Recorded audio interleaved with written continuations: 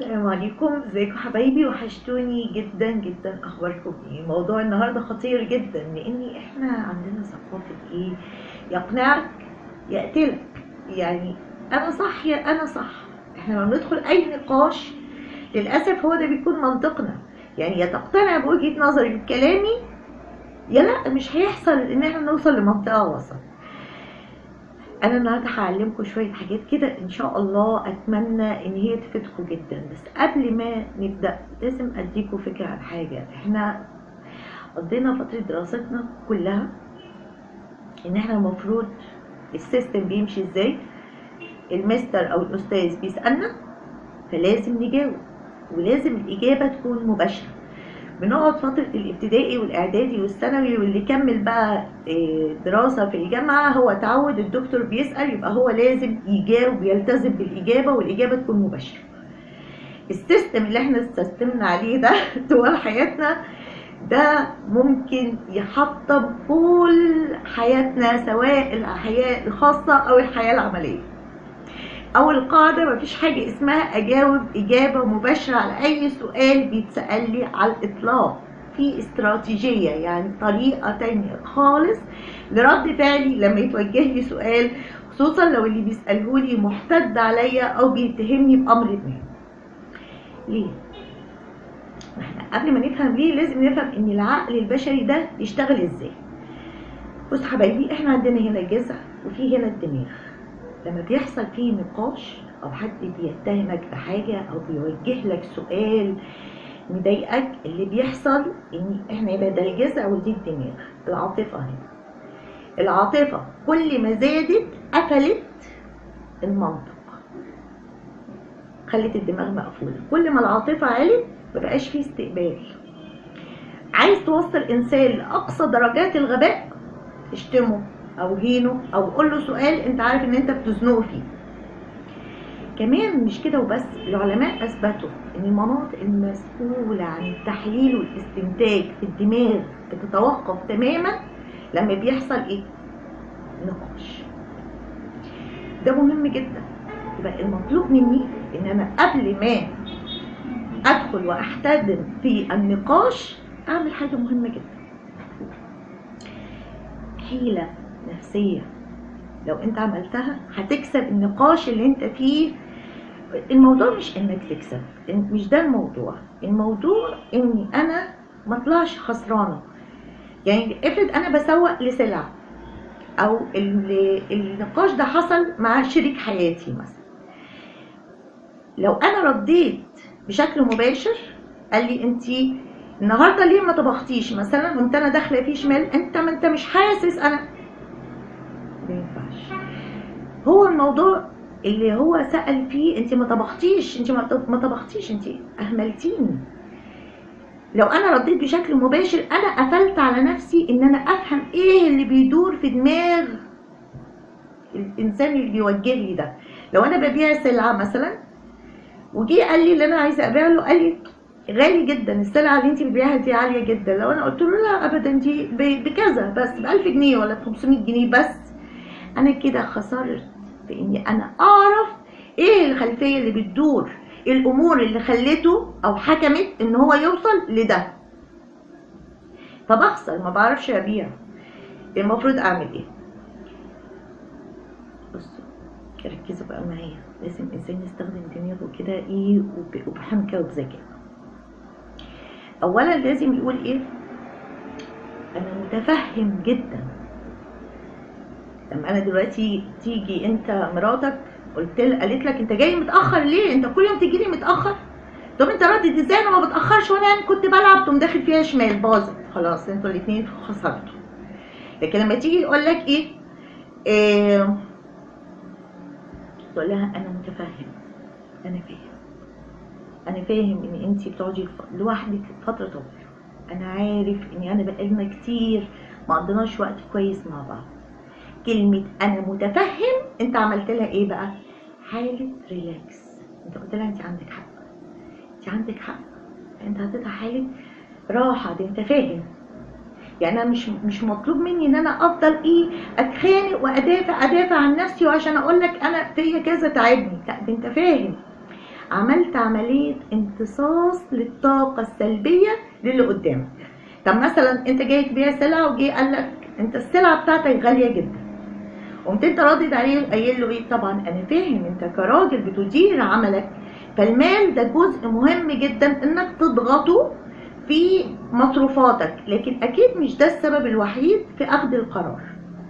يوم هو ردد عليك مثلا يقول لك يفهمك انه كانك لما بتتكلم وجاي لك طاقه سلبيه من اللي قدامك وانت اخدتها امتصيتها بكلمه انا فاهم انت عندك حق، وبعدين تبتدي تطرح سؤال مفتوح كانك وجهت طاقه الحوار، كانك بتشتت ذهنه، بتفضيه، بتعمل له عمليه تفريغ، طلع اللي جواه. كل ما هتقدر تسمعه اكتر كل ما هتلاقي هتفهم هو دماغه بتدور فيها ايه، اللي حاصل ده حاصل ليه، المشكله الاساسيه اللي بتحكم تفكيره دي بتحكمها ليه. لو بدات تسال 4 اسئله مفتوحه بشكل عام وعطيت فرصه للي قدامك انه يتكلم يتكلم يتكلم، ثق ان في المره الرابعه انت هتوصل لعصب المشكله. يبقى انا امتصيت الطاقه. في فن اسمه فن الايكيدو. فن الايكيدو ده خطير جدا. ليه بقى؟ ده زي الفنون القتاليه في الرياضه كده.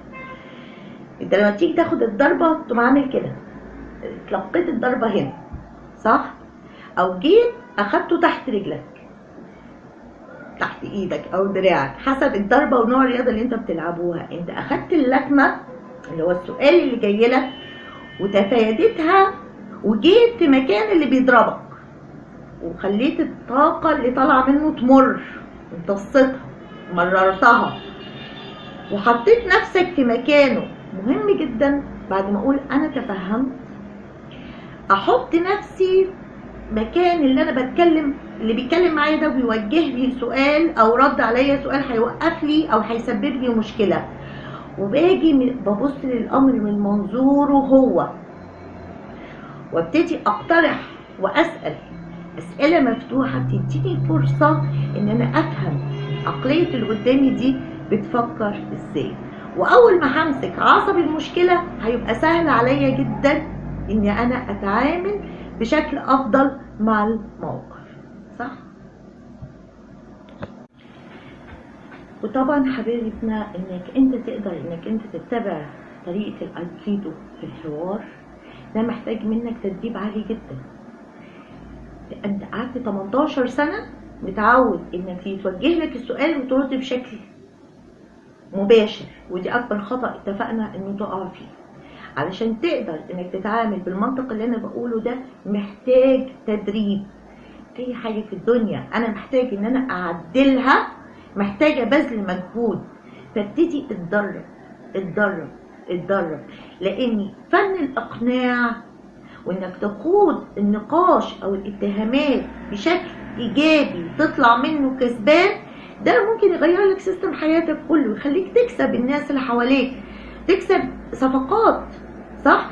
تكسب انك تعيش جوه بيتك في حياه هاديه راقيه جميله.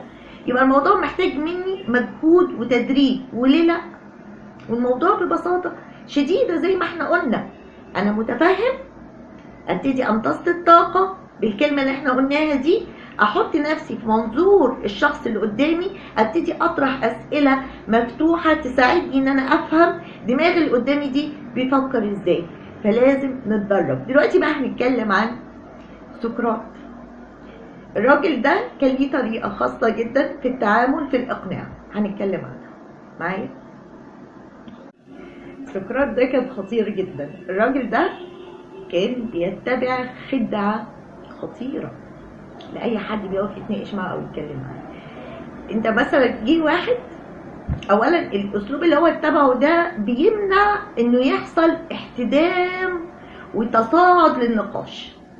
يجي يعمل ايه؟ مثلا حد بيجي يقول له ايه، انت اللي انت عملته ده غلط، ما كانش المفروض تتصرف بالمنطق ده. ثم انت ردد عليه وقايل له ايه؟ تبتدي تساله اسئله كتير قد ما تقدر موجهه، كانك بتسحبه لمنطقه تانية. تيجي تقول له انت متضايق ليه؟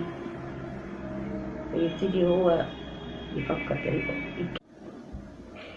فيبتدي بعدين تيجي تساله سؤال تاني، تقول له طب انت شايف انا المفروض كنت اتصرف ازاي؟ فيبتدي يحس ان هو بالغ قوي في رد فعله، ويبتدي يتراجع ويشك في صحه تفكيره. نتكلم دلوقتي عن مين؟ هنتكلم دلوقتي عن فيلسوف كلنا بنسمع عنه، يعني اسمه مش غريب علينا، ارسطو. ارسطو ده كان عامل 3 طرق للاقناع. مثلا ان هو يضغط على العاطفه. طب هتضغط على العاطفه ازاي؟ انك تفهم الخصم اللي انت واقف تتكلم معاه ان والله اللي بيحصل ده هنستفيد منه انا وانت. خدت تعاطف، يبقى هو هنا ضغط على العاطفه. او انك انت تستخدم منطق، المنطق. عشان تستخدم المنطق اعرف انك رايح على طاولة النقاش وانت معاك ادلة قوية جدا تثبت بيها حجتك. الحاجة الثالثة اللي كان ممكن يستعملها سقراط ان هو يقول لك ايه؟ المصداقية. انك تتكلم بمنتهى القوة بناء على مؤهلاتك انك لازم تصدقني. بمعنى ان احنا لازم في كل الاحوال واحنا داخلين نقاش مش مهم خالص ان انا اطلع الا باقل الخسائر، ولازم اكسب الموقف لصالحي